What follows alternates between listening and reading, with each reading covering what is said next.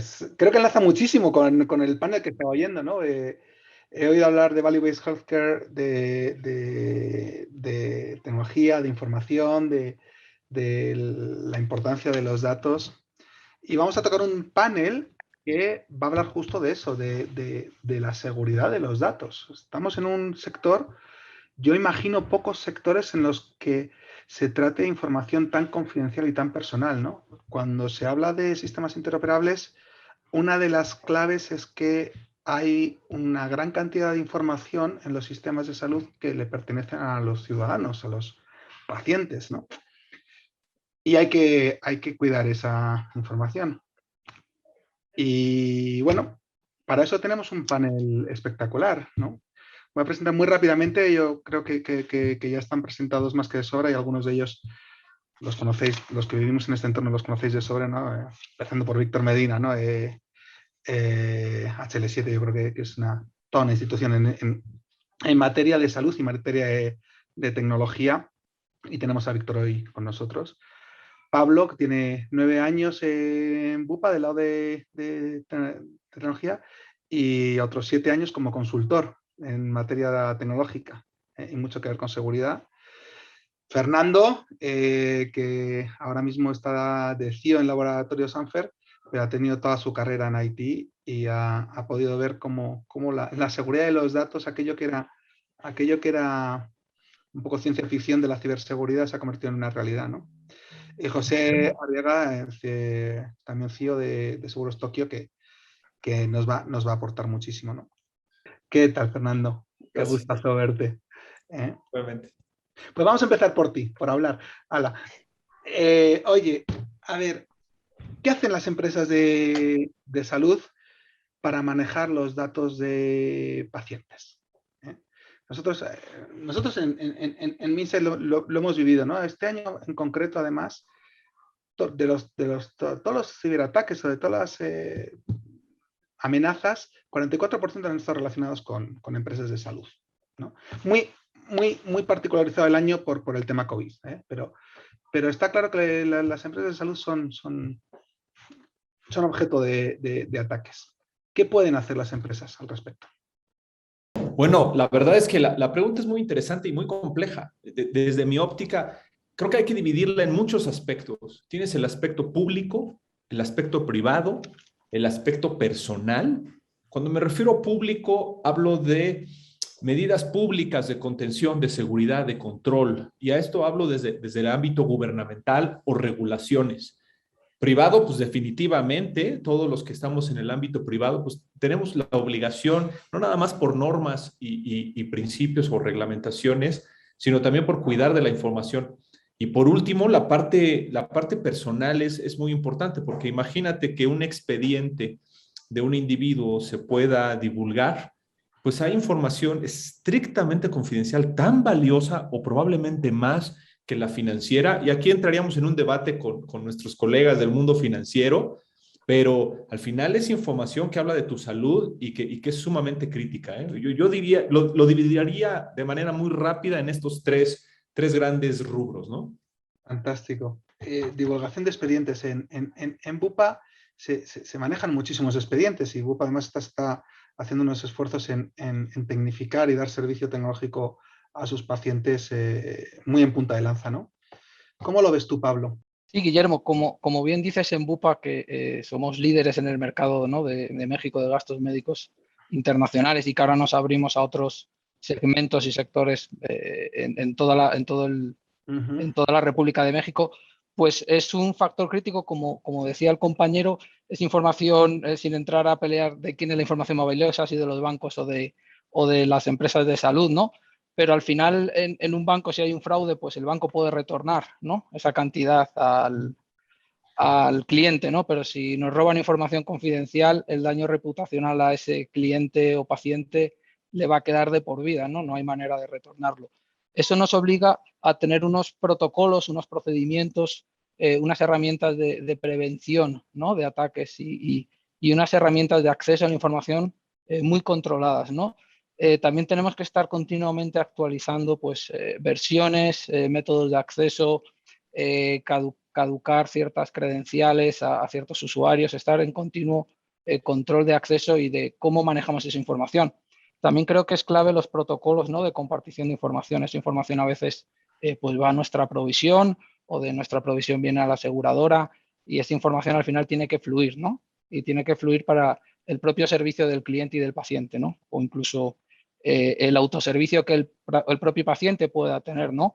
Metiéndonos un poco en el mundo de la digitalización, pues aquí se abren muchas oportunidades, ¿no?, para los clientes, pacientes, pero también se abren muchos riesgos de esa información que pueda estar accesible desde cualquier sitio, ¿no?, a portales o a aplicaciones web, ¿no?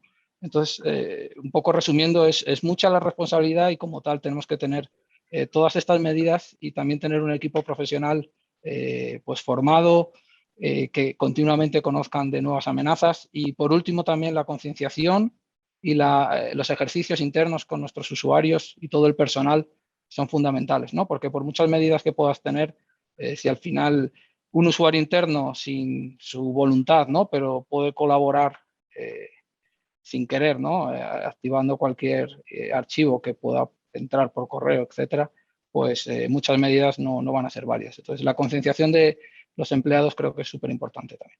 Sí, de hecho, ocurre en ciberseguridad que muchísimos de los ataques son fácilmente evitables con concienciación y cultura, ¿no? José, y desde Tokio Marine. Pues mira, buenas tardes a todos, el equipo, al panel. Yo creo que lo que comenta Pablo y Fer son cosas súper importantes. Nosotros en el sector seguros vemos algunos pilares y esos pilares son la parte de procesos, la parte de tecnología, la parte de datos y la parte de ciberseguridad.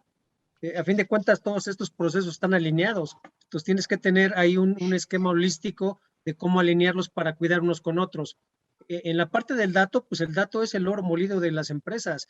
En el sector seguros, la información de los clientes de su salud es la base de la suscripción. Tú sabes si aceptas o no aceptas un riesgo. Entonces, eso es muy crítico, hay que cuidarlo, hay que tenerlo confidencial. Y después, pues para todo el evento de seguimiento a siniestros, si algún cliente tiene un siniestro, pues tienes que tener todo ese seguimiento a lo que estás cubriendo o no cubriendo. Y no puedes tú divulgar la información de un cliente. Tú no puedes, como decía Pablo, tú no puedes poner en tela de juicio su información de un cliente porque puedes tener incluso una demanda, un castigo, porque también está el tema regulatorio. Entonces, se vuelve muy crítico el cuidar los datos de los clientes, pero ver cómo fluyen por todos los procesos de la compañía, porque es tanto para la parte interna de utilizar la información en la parte de ventas para poder generar una póliza, la parte que suscribe, la parte que atiende un siniestro, la parte que paga las primas. Entonces, es todo un tema global en el sector seguros. Entonces, hay que cuidar mucho el tema de los datos, su manejo y alinearlo con los otros procesos que también son críticos, ¿no? Eso es lo que yo pudiera aportar en esta pregunta. Sí, yo para redondear, Víctor, te dejo al final intencionadamente, porque hemos oído a todos de seguros, pero ilústranos, por favor, desde HSL7. Sois referencia en materia de seguridad y tecnología, salud. Enfocado ahora mismo, sí te pido como los otros, enfocado a los pacientes ahora mismo. Luego vamos a hablar de las propias empresas de seguridad, pero enfocado a pacientes. ¿Cómo lo ves tú? Sin problema, Guillermo. Yo creo que tocaron todos los temas generales en relación con seguridad de la información. Y yo lo vería desde el punto de vista de la organización o la institución de salud que atiende pacientes, que da atención en salud. Me parece que si tenemos una organización que tenga un sistema de gestión de datos, gobierno de datos o gobernanza de datos, es donde es el pilar desde donde crece la seguridad de la información. Todos sabemos que las organizaciones de salud padecen de este tipo de problemas, sobre todo en la salud pública, en donde hay reportes de todos para todos. La información se queda por ahí bailando en una caja, en un cajón, en una carpeta, y todo el mundo reporta a todo el mundo, y esa información, no hablando de lo digital de entrada, ¿no?, sino la información en general, está expuesta a cualquier persona que la pueda ver. Entonces, si definimos bien, ya hablando de la virtualización, ¿dónde se registra? ¿Cómo se registra? ¿Quién la registra? ¿Dónde se almacena? ¿Cómo se almacena? ¿Cómo se mina o cómo se puede acceder a esa información? ¿Quién? ¿Cuándo? ¿Para qué? Y luego, ¿cómo se va a usar? empezamos a definir nuestro camino hacia la seguridad y la confidencialidad de la información. Entonces, yo creo que el enfoque en salud, en atención en salud, tendría que ser ese como el pilar para poder entender y poder tener después una estrategia ya de ciberseguridad y de auditoría de la seguridad, etcétera, ¿no? Pero mientras no tengamos estandarizado este gobierno en salud, yo creo que vamos a lograr poco en seguridad. Qué bueno que lo tocas, ¿no? Porque cuando se habla de estandarización en salud, enseguida me viene a la cabeza todos los problemas que tenemos para estandarizar sistemas que sean portables y que haya una portabilidad de sistemas en salud, ¿no? Hoy tenemos, y se dice en todos los foros, y ya sé que se repite hasta la saciedad, pero lo vamos a repetir una vez más. Tenemos N cantidad de sistemas de salud en México, algunos de ellos con expedientes clínicos más avanzados, otros menos avanzados, pero con muy poca comunicación entre ellos. Y parte de lo que has dicho, yo creo que pega de lleno en que puedas hacerse esa portabilidad. Y además, me aprovecho para introduciros la segunda pregunta. 61% de los ataques son mediante suplantación de identidad de dominios genuinos. Claro, un dominio bupa, si alguien pone bupa con B grande o B larga y con eso es capaz de hacer un ataque o hacer una amenaza, una sustracción, no es responsabilidad de bupa, por supuesto, ¿no? Pero atenta todo completamente a su marca. Desde un punto de vista, no ya tanto de pacientes, sino de cómo se cubre bupa, voy a empezar por ti, Pablo, de los ciberataques, de la seguridad de la propia institución, ¿qué es lo que hace y qué es lo que enseñaría a los demás a hacer? Pues yo creo que el ejemplo que has puesto es un gran ejemplo porque es más habitual de lo que nos gustaría que nos llegue algún tipo de alarma o algún tipo de aviso de nuestras herramientas de monitorización, no solo en México, sino a nivel, digamos, mundial, de servicios que tenemos, ¿no?, compartidos a nivel mundial, de que se ha subido a la red un portal con nuestra infografía o con parte de nuestro nombre, ¿no? Y al final lo que tratan es de recoger información pues, de personas que creen que están accediendo a sistemas de bupa, ¿no?, o a portales de bupa. Entonces, creo que mucho es de monitorizar y de prevenir, ¿no? Entonces, pues nosotros contamos con todo tipo de herramientas de monitorización, siempre tratamos de tener dobles factores de autentificación, VPNs, encriptación de la información, actualizar siempre la gestión de accesos, gestión de identidades, tener los últimos actualizaciones y versiones, parcheado, servidores, puestos de trabajo, etcétera. También usar los últimos protocolos en seguridad en la transmisión de información o en los sistemas donde reside nuestra información, como por ejemplo HL7, ¿no?, de nuestro compañero. Es muy importante todos los ejercicios de red teaming, hacking ético, las campañas de phishing, de concienciación. Nosotros hacemos campañas de phishing súper a menudo. Estas campañas de phishing, los resultados de las campañas de phishing se presentan en los comités de dirección para ver el estado de madurez de la compañía en cuanto a vulnerabilidad ante un ataque de phishing. Los ataques de phishing que hacemos los hacemos realmente complicados para el usuario. O sea, realmente los ponemos en un aprieto porque los hacemos muy, muy profesionales, ¿no? En modo que tentemos mucho al usuario a caer, ¿no?, en la tentación del phishing, ¿no? Pero creo que es lo mejor, ¿no? Todas las herramientas de prevención. O sea, nos centramos en prevenir para que no llegue a ejecutarse ese ciberataque. En cualquier caso, si se llegara a ejecutar, pues hay que tener muy claros cuáles son los protocolos, los comités de crisis y las decisiones a tomar lo antes posible. José, desde Tokio Marine, ¿cómo lo ves? Y además, retomando lo que ha dicho Pablo, ¿no?, ya me ha encantado la parte de prevenir, pero a ver si me ayudas un poco a cuando ya no se ha podido prevenir y ha ocurrido, ¿cómo funciona Tokio Marine ante este tipo de circunstancias? Claro, de entrada temas muy similares, ¿no?, los que menciona Pablo. Yo le agregaría ahí el tema de tu pregunta es la respuesta a incidentes. Nadie está 100% seguro y lo que hay que cuidar y lo que hay que definir es un marco regulatorio, como decía también Víctor. En el caso de nosotros tenemos un marco regulatorio de 30 contramedidas que las separamos en lo que es tecnología, procesos y personas para cuidar la parte de la capacitación. Si llegamos ya a tener algún incidente, ya están definidas las políticas de acción y respuesta. En el caso de nosotros, por ejemplo, nunca vamos a estar a favor de pagar a un hacker algo de dinero, una extorsión por recuperar la información. Yo creo que lo básico es tener tus procesos de respaldo. Si tú tienes tus procesos de respaldo bien definidos, incluso de 3 niveles, con tu DRP que pueda estar alojado donde tú mejor te sientas en la nube o con algún tercero, más aparte un respaldo interno espejo a tu operación. Lo peor que te puede pasar es que dependiendo del horario del ataque o del hackeo, es lo que vas a perder de operación. A lo mejor no pudiste replicar al momento y vas a perder 2 o 3 horas de operación. Si es en fin de semana, pues igual y no pierdes nada. Pero el tema es que tú puedas reaccionar inmediato a recuperar tu operación. Obviamente vas a bloquear tus accesos a tus servidores atacados y vas a hacer una conexión alterna a tu base de datos replicada que para el usuario debe ser transparente. Y para eso tienes que tener tus revisiones, tus pruebas de DRP continuas, para que evites que pueda haber una magnitud grande en este tipo de ataques. Entonces, eso es lo que yo diría, resumiendo un poco, es pues cuidar la parte de cultura, procesos y personas, hacer el awareness, el security awareness, que es crítico, tener a los empleados bien concientizados de todo lo que implica esto, cómo reaccionar y cómo estar haciendo pruebas. O sea, tienes que dar por hecho que te van a hackear. Así como haces tu DRP para en caso de siniestro, porque hubo un terremoto, porque hubo una huelga y no te dejan entrar a tu edificio, tienes que estar preparado para un ataque cibernético también en la misma escala que de los otros dos. Eso es lo que yo podría comentar.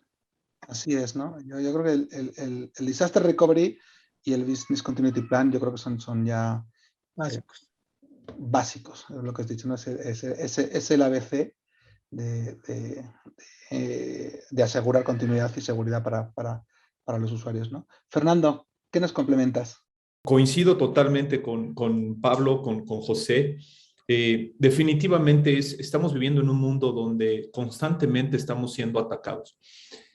Yo pondría una óptica diferente para todos los que nos están viendo y dejárselas esta reflexión. Necesitamos evaluar desde muchas ópticas. Yo siempre hago la analogía con un cubo. Tomo un cubo y mi capacidad de reacción depende del lado del cubo que yo esté mirando. Como ya explicaron, el lado de la defensa activa, como explicaba Pablo, pues es un segmento del cubo. O los sistemas de continuidad de negocio, desastre, recuperación, como explicaba José, es otro lado. Pero también tenemos que hacer, así como existe el Customer Journey o este camino del cliente, tenemos que hacer el camino hacia la exposición de la información. ¿Y esto qué significa? Porque puede ser que el ataque que haya recibido una organización ponga en riesgo mi información personal. Y esa debe de tener un tiempo de respuesta, una capacidad de respuesta completamente diferente, ¿no? Pero a lo mejor lo que expone es información pública de alguna organización o un ataque a secretos industriales, ¿no? Creo que habría que catalogar en distintos ámbitos del cubo, pero en definitiva, coincido ampliamente en la base, la referencia, es lo que acaban de explicar ampliamente Pablo y Víctor. Agregaría yo que hay que ponernos también desde la óptica del individuo aquel en el que la información de él puede ser expuesta, ¿no? Imagina que mi reporte de mi check-up médico es expuesto y entonces, ¿cuáles serían las posibles contramedidas que yo pudiera tener como individuo?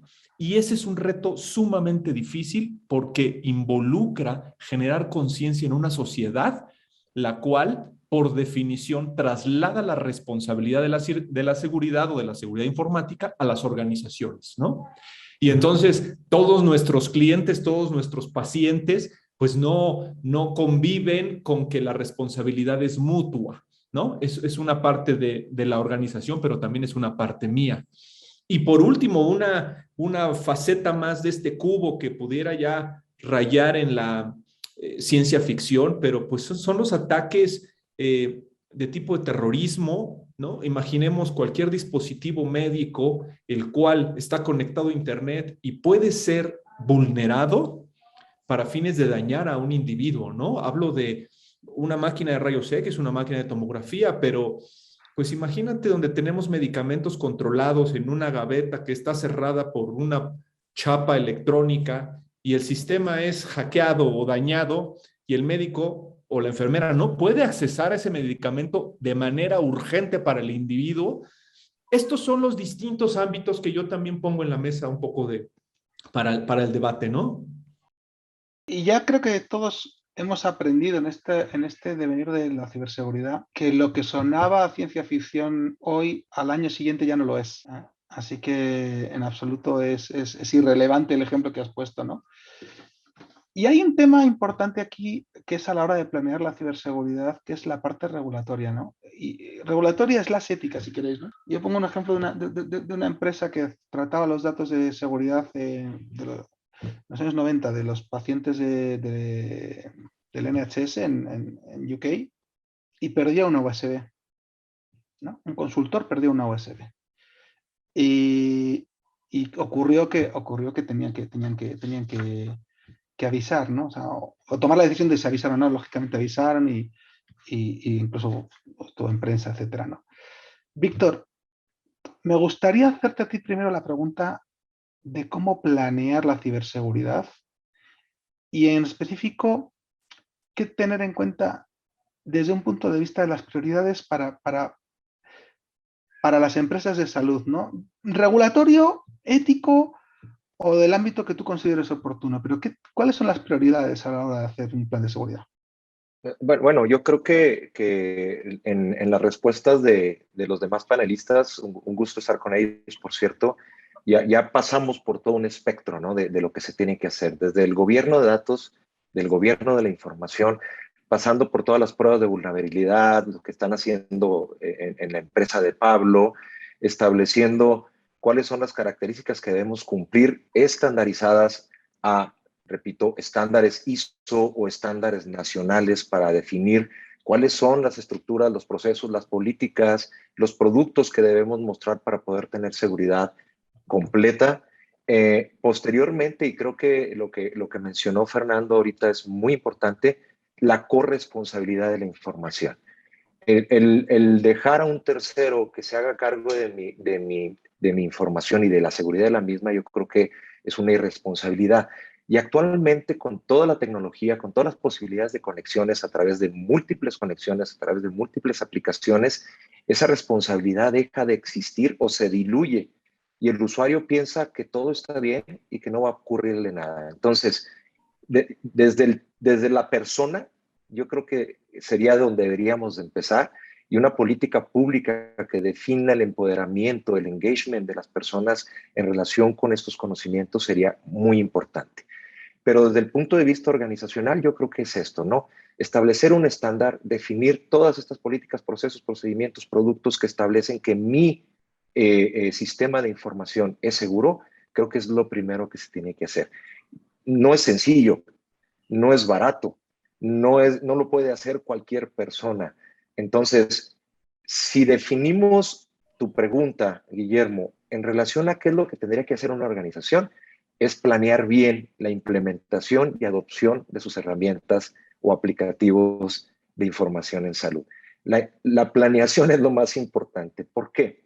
Porque si desde el punto de vista de la madurez de la organización no tenemos en cuenta si vamos a ser capaces de mantener las aplicaciones, de darle servicio a las aplicaciones, de mantener nuestras redes seguras y suficientes, y finalmente darle mantenimiento un año después, 2 años después, 3 años después, y tener un plan de seguridad que, repito, no es barato, ahí es donde perdemos todas las posibilidades de protegernos. Y recordar que, pues lo que dice Fernando no es ciencia ficción. Todos los días vemos cómo son los ataques ransom y que están constantemente tratando de entrar a donde sea.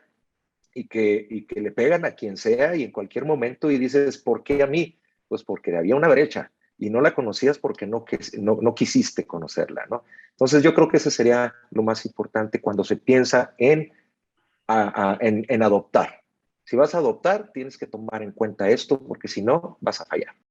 Sí, esa planeación y dentro de esa planeación ese diagnóstico de riesgos, yo entiendo que es parte fundamental, ¿no? Y me gustaría a los demás preguntarles un poco cómo ha sido su experiencia en la planeación de esos riesgos, en ese devenir interno en sus empresas para planear y para tener en cuenta la parte regulatoria de los datos, ¿no? De hecho, estoy viendo algunas de las preguntas que van a ir un poco por ahí, ¿no? Por por la parte de regulación y por la parte de a quién le pertenecen los datos, ¿no? Que es un debate que siempre está en materia de ciberseguridad en salud, siempre está la pertenencia de los datos, ¿no? Y bueno, desde nosotros desde INRA tenemos claro que el paciente es dueño de sus datos, ¿no? Y luego los demás también tienen que tener su parte y su compromiso. Pero contanos un poco, si queréis, esa parte regulatoria. Vamos a empezar, si queréis, para ir respondiendo a las preguntas, ¿no? La pertenencia de los datos, desde un punto de vista regulatorio, ¿a quién le pertenecen los datos? Según Bupa, por ejemplo, ¿a quién le pertenecen los datos? Bueno, está claro que los datos son de nuestros pacientes, ¿no? Que es información personal. Si bien es verdad que nosotros somos sus custodios, ¿no? De esa información, porque nos sirve, ¿no? Para que también nuestros dictaminadores, nuestros médicos puedan acceder a ella y puedan dar el servicio a esos pacientes. La información pertenece, es parte de su vida, ¿no? Parte muy importante de su vida, que tienen que tener salvaguardada. Aquí, en cuanto al marco de regulatorio y las prioridades, creo que internamente, además de cumplir con los marcos regulatorios y cumplir con los marcos regulatorios más restrictivos, creo que tenemos esa responsabilidad de cumplir con estos marcos restrictivos antes de abrir, pues igual nuevos canales o nuevas vías de comunicación, ¿no? Igual en otros sectores pueden ser más agresivos, ¿no? O pueden tener, no voy a decir menos cuidado, porque seguro que quieren tener tanto cuidado como otros, ¿no? Pero nosotros tenemos que pensar muy bien antes de abrir nuevos canales o antes de poner la información en un sitio u otro, ¿no? Como decían los compañeros, hay que tenerlo muy claro. Y creo que unos buenos aliados, aparte de, como decía, de los marcos regulatorios, son pues igual nuestros propios auditores internos, ¿no? Que quienes ya analizan, ¿no? Cuáles son los top risk de la compañía, y siempre está ahí la ciberseguridad, siempre está ahí cumplir con la regulación local o otro tipo de regulación, y son los que te ponen un poco en jaque, ¿no? Para estar encima, ¿no? De, oye, esto se tiene que cumplir, se hace un gap análisis, dónde estamos, cómo estamos cumpliendo, no estamos cumpliendo, y poner esos hitos para siempre estar en línea con la regulación y con cualquier medida de la propia compañía, ¿no? A nivel corporativo, ¿no? Qué bueno que dices lo de los nuevos canales y lo de la convivencia de lo jurídico con lo tecnológico, ¿no? Porque eso es lo que vemos también nosotros, ¿no? No sé, José, ¿cómo lo vivís vosotros en Tokio Marine, esa convivencia entre lo regulatorio y los datos? Como lo veo es el tema de la gestión de los datos. Ya también por ahí decía Fer, el journey de los datos. Tú tienes que mapear en tu empresa por dónde van viajando los datos. Los datos entran de una manera pura y se pueden ir transformando. Entonces tienes que asignarle una criticidad a cada dato. Hay datos públicos, hay datos críticos, y tú vas a poder manejar tus datos de acuerdo a la necesidad. Datos para generar estadística, para incluso cumplir con la regulación, entregarle a la AMIS información. Entonces tú tienes que crear tu proyecto de data quality, de ver por dónde fluyen los datos, cuáles son transformados, cuáles se cuidan de una manera y cuáles puedes o no hacer vistos. Tienes que ir cuidando el tema de enmascaramiento de datos. Hay datos que incluso internamente no debes de permitir que se vean. Va a depender de quién puede acceder. Entonces yo creo que la gestión de los datos es un tema crítico.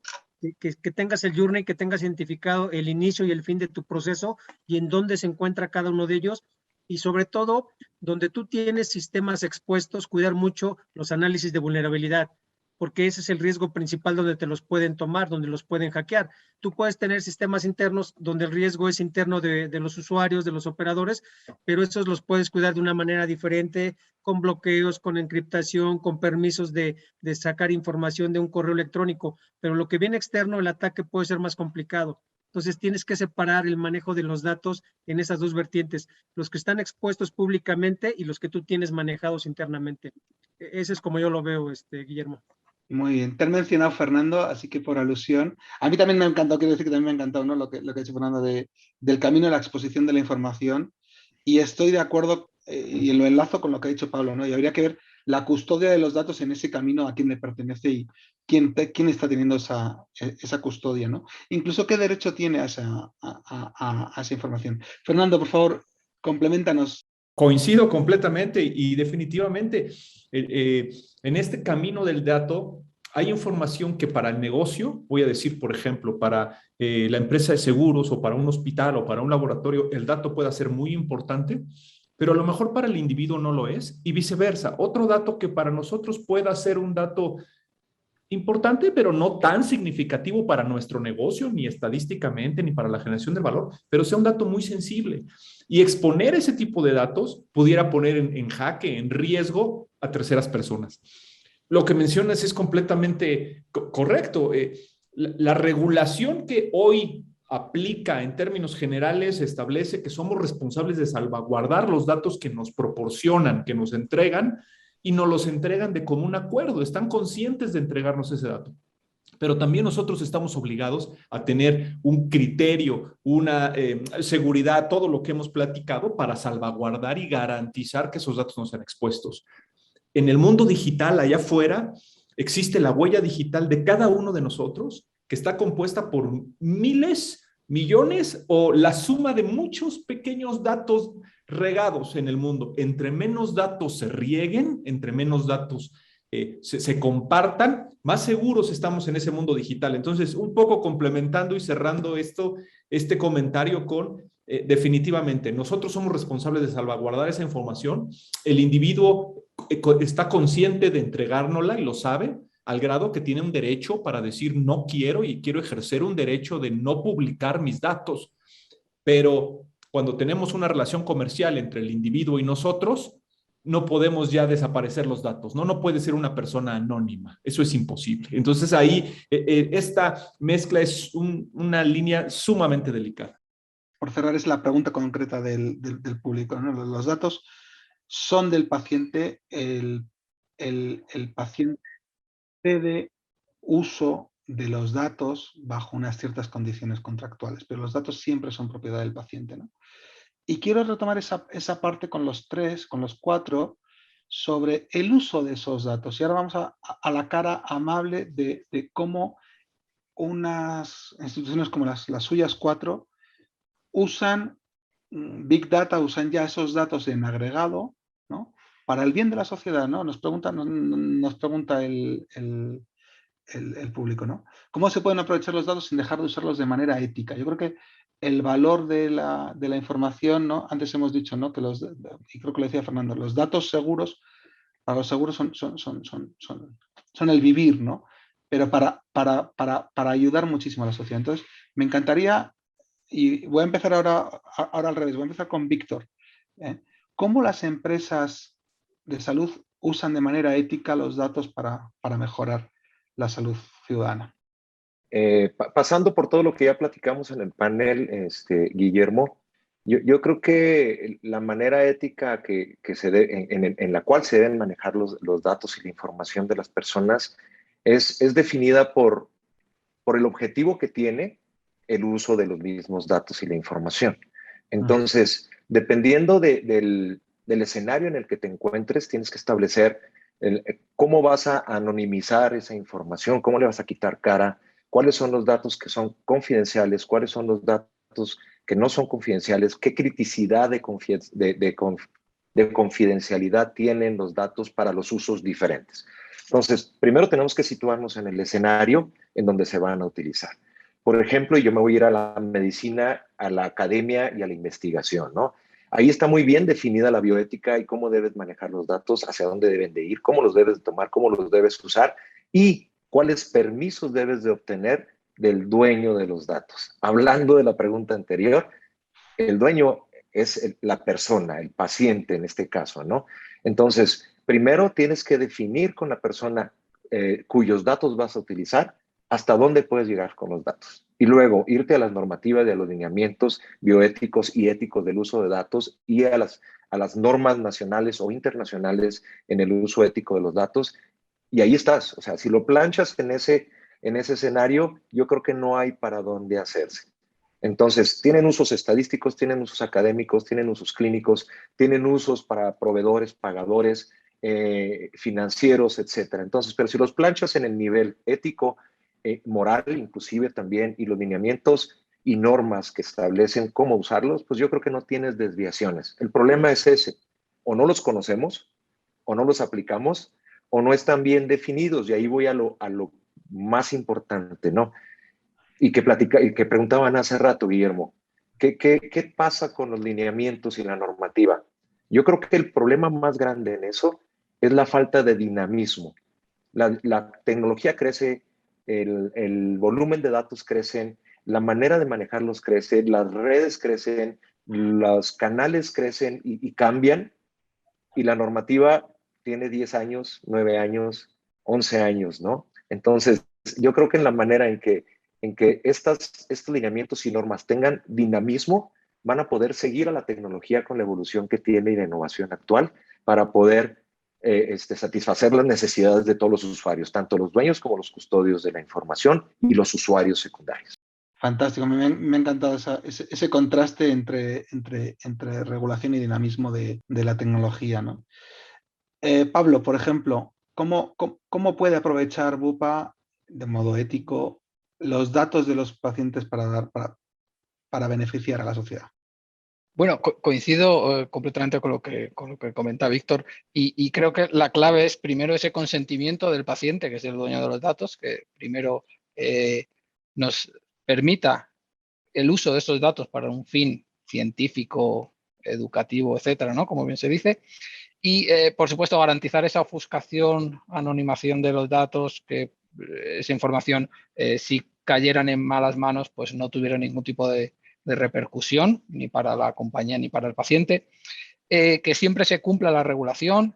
Y creo que una cosa muy importante para conseguir ese consentimiento del paciente es que el paciente entienda el beneficio que se va a obtener si él comparte sus datos de manera anonimizada, ¿no?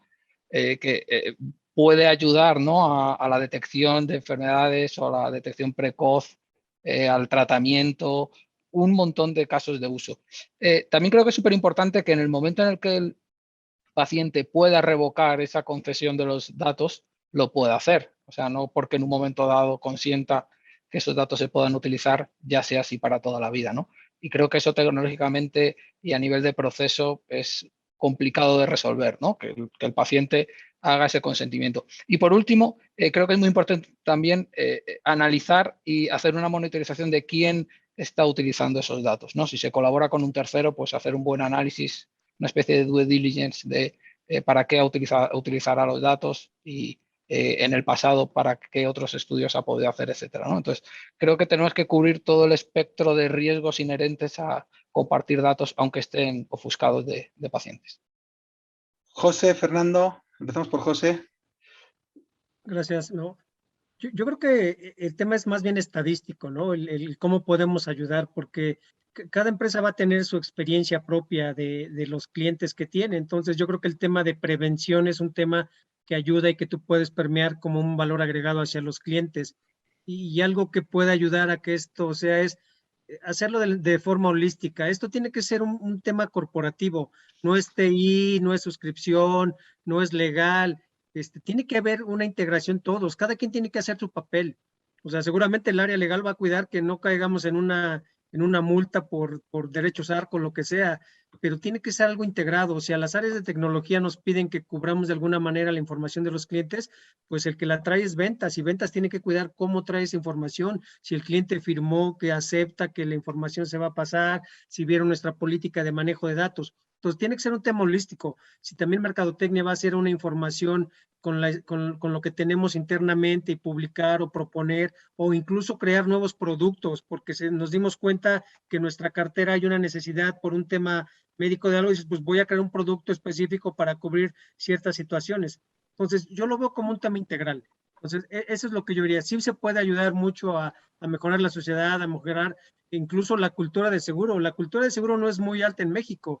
Menos del 3% del Producto Interno Bruto es lo que manejamos en el sector seguros. Entonces tenemos que buscar que crezca esa cultura de seguro, y a través de olvidar que la letra chiquita, que la aseguradora quiere engañar. Al contrario, promover ese valor agregado que podemos dar en diferentes productos y servicios. Ahorita el tema que nos ocupa es salud, pero hay en diferentes aspectos, ¿no? Entonces yo lo veo como un tema holístico, donde debe de haber roles y responsabilidades definidos, pero todos cuidando a los clientes y buscando cómo ayudar. Fenomenal. Fernando, ciérranos esta parte ética del uso de los datos. Hemos conversado sobre la importancia, la criticidad y lo delicado que son los datos, pero también son sumamente valiosos en el mundo que hoy vivimos. Gracias a que existen datos, hoy tenemos vacunas, hablando de la pandemia. Hoy tenemos mecanismos para hacerle llegar a la gente ayuda, apoyos, para pronosticar, para anticiparnos, para tener analítica. Es decir, es sumamente valioso lo que se puede obtener de los datos, siempre con este marco de control y contención que hemos conversado. Muchísimas gracias. Pues yo me gustaría cerrarles el panel con 3 puntos, ¿no? Yo creo que en este panel hemos hablado de que este es un sector en el que la seguridad del dato es de los más cruciales, ¿no? La privacidad de los datos que tenemos y los tipos de datos que manejamos es importantísimo, tanto para el ciudadano como para las empresas, ¿no? Y decía José que los datos es el vivir para los seguros, ¿no? Hemos hablado de un montón de mecanismos, tecnologías, procedimientos, cultura para hacer ciberseguridad en las empresas de salud, ¿no? Hemos hablado de RPs, hemos hablado de BCPs, hemos hablado de monitoreo y prevenir. Pablo ha hecho un inciso maravilloso sobre cómo es la prevención. Y me quedo también con Víctor, cómo ha hablado tanto de planear la ciberseguridad como tener una regulación que sea acorde al dinamismo de lo que hoy nos enfrentamos, ¿no? Y la última parte, ¿no? que me quedo muy ilusionado con todo lo que habéis dicho, ¿no? Somos las empresas que estamos aquí ya estamos muy concienciados de que tenemos la responsabilidad de usar estos datos para el bien de la sociedad, ¿no? Somos custodios de gran cantidad de datos. Los pacientes nos ceden esos derechos a usar los datos para un bien mayor y el hacerlo de un modo que el paciente sepa que es dueño, que el paciente esté informado, como decía una vez Pablo, es fundamental, ¿no? Y me quedo con el último comentario de Fernando, que la potencia de tener esta cantidad de datos de la salud de los pacientes, pues hace que al final hagamos un mundo un poquito mejor. Cerramos aquí el panel. Ha sido un gustazo. Pablo, José, Fernando, Víctor,